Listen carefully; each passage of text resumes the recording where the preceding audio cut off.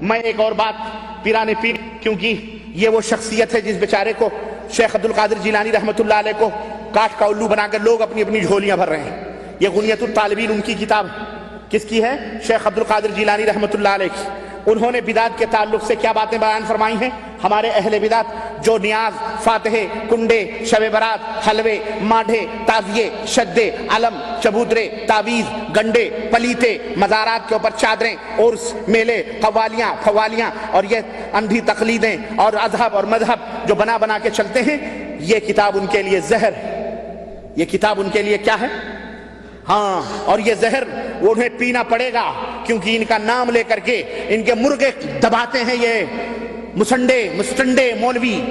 اس زہر کو ان کو پلاؤ اور بولو کہ شیخ عبد القادر جیلانی کی غنیۃ الطالبین، اس کے اندر شیخ عبد القادر جیلانی نے بدعتی کی پہچان بتائی ہے اور بدعتیوں کے ساتھ کیسا سلوک کرنا چاہیے اس کے بارے میں بتلایا ہے۔ کہتے ہیں ہر صاحب ایمان کے اوپر ضروری ہے۔ سنو، شیخ عبد القادر جیلانی کی نمازیں پڑھنے والے اور غوث کا دامن نہیں چھوڑیں گے، غوث کا دامن نہیں چھوڑیں گے، غوث کا دامن نہیں چھوڑیں۔ آؤ نہ چھوڑو، اچھی بات ہے، آؤ یہ بھی نہ چھوڑو، صرف گوشت کھانے میں نہیں چھوڑیں گے غوث کا دامن۔ یہ کون کرے گا؟ یہ کون کرے گا؟ یہ ہم نہ کریں، وہی کریں بس۔ شیخ عبد القادر جیلانی فرماتے ہیں ہر صاحب ایمان پر سنت رسول اور جماعت کی پیروی کرنا ضروری ہے۔ پھر خود ہی تشریح کر رہے ہیں کہ سنت سے مراد رسول اللہ صلی اللہ علیہ وسلم کا طریقہ ہے۔ سنت سے مراد کس کا طریقہ ہے؟ اور جماعت کی پیروی سے مراد خلفائے اربعہ ابو بکر، عمر، عثمان، علی رضوان اللہ علیہم اجمعین کا طریقہ ہے، جو ان کے زمانے میں متفق علیہ فیصلہ ہے، اس کے اوپر عمل کرو۔ سنو، بدعتیوں سے بحث مباحثہ رکھ رکھاؤ، بدعتیوں سے بحث مباحثہ رکھ رکھاؤ، دعا سلام درست نہیں ہے۔ بتاؤ، پختہ قبریں نبی کے زمانے میں تھیں؟ چادر چڑھانا قبروں پر نبی سے جلوس اور یہ علم گلم جو کچھ بھی نبی کے زمانے میں تھا، سارے بدعتی ہیں، یاد رکھو۔ اس میں بڑے بڑے حسینوں کے نام بھی ہیں۔ میں نے بالکل الوجوہ یہ بات میں کہہ رہا ہوں، کہہ رہے ہیں کہ بدعتیوں سے بحث مباحثہ رکھ رکھاؤ، دعا سلام درست نہیں ہے۔ امام احمد بن حنبل فرماتے ہیں کہ جس کسی نے بدعتی کو سلام کیا تو گویا اس نے اس سے محبت رکھی، کیونکہ حدیث نبوی ہے کہ سلام پھیلاؤ محبت بڑھاؤ۔ تو بدعتی سے محبت بھی کرنا جائز نہیں ہے۔ سنو، فرماتے ہیں کہ اہل بدعت سے اٹھنا بیٹھنا، استوار رکھنا، عید اور پرمسرت موقعوں پر مبارکباد دینا، ان کی نماز جنازہ پڑھنا، ان کا ذکر خیر کرنا اہل ایمان کے لیے جائز ہی نہیں ہے۔ ان کے نماز جنازے میں بھی شریک مت ہو، ان سے سلام بھی مت کرو، ان سے اٹھنا بیٹھنا بھی نہ رکھو۔ بہت لوگ پوچھتے ہیں کہ ربانی صاحب یہ بتائیے فلانی جماعت میں جانا کیسا، آخر وہ بھی دین کا کام کرتے ہیں؟ اللہ کے بندو، جب جانتے ہو بدعتی ہیں تو ان کے ساتھ تم کو کس نے کہا بیٹھنے کے لیے؟ کس نے کہا اس جماعت میں شریک ہونے کے لیے؟ حرام ہے اسی جماعتوں میں شریک ہونا جہاں شرک اور بدعت کے دروس اور تعلیمات ہوتے ہیں جو خود بدعت ہیں۔ شیخ عبد القادر جیلانی فرماتے ہیں کہ اہل ایمان کے لیے جائز نہیں ہے، بلکہ اللہ کی خاطر بدعتیوں سے نفرت اور بغض اور عداوت رکھنی چاہیے، اور یہ عقیدہ ہونا چاہیے کہ بدعتیوں کا مذہب باطل ہے۔ اس سارے کردار میں اجر عظیم اور ثواب کثیر کی نیت ہونی چاہیے۔ حدیث نبوی ہے کہ جو شخص کسی بدعتی کو اللہ کی خاطر اپنا دشمن سمجھے، اللہ اس کا دل امن و امان سے بھر دے گا۔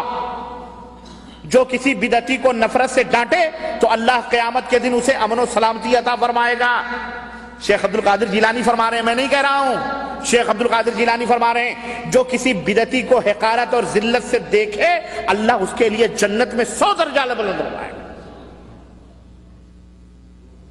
اب پکاؤ ڈیگیں، ہاں یہ خواجہ کا مرغا، یہ غوث پاک کا مرغا۔ سنو، اور جو بدعتی سے خندہ پیشانی یعنی خوشی سے ملے تو گویا اس نے نبی پر نازل ہونے والے کلام کو حقیر سمجھا۔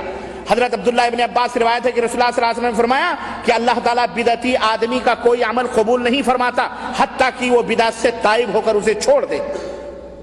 شیخ عبد القادر جیلانی فرماتے ہیں کہ فضیل ابن عیاض فرماتے ہیں کہ جو کوئی بدعتی شخص سے محبت رکھے اللہ اس کے اعمال ضائع فرما دیتا ہے۔ بدعتیوں سے محبت بھی نہیں رکھنا چاہیے ورنہ اعمال ضائع اور برباد ہیں۔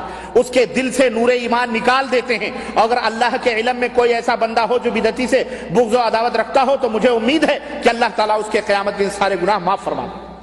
اللہ اکبر. سنو، اگرچہ اس کے عمل تھوڑے ہی کیوں نہ ہوں، اور اگر راستے میں بدعتی کو دیکھو تو راستہ بدل لو، وہ راستہ ہی چھوڑ دو جہاں سے بدعتی گزرتا. پتہ نہیں کب قہر اللہ کا ٹوٹ پڑے اس کے اوپر، اور تم ساتھ ساتھ چلنے کی بات کرتے ہو.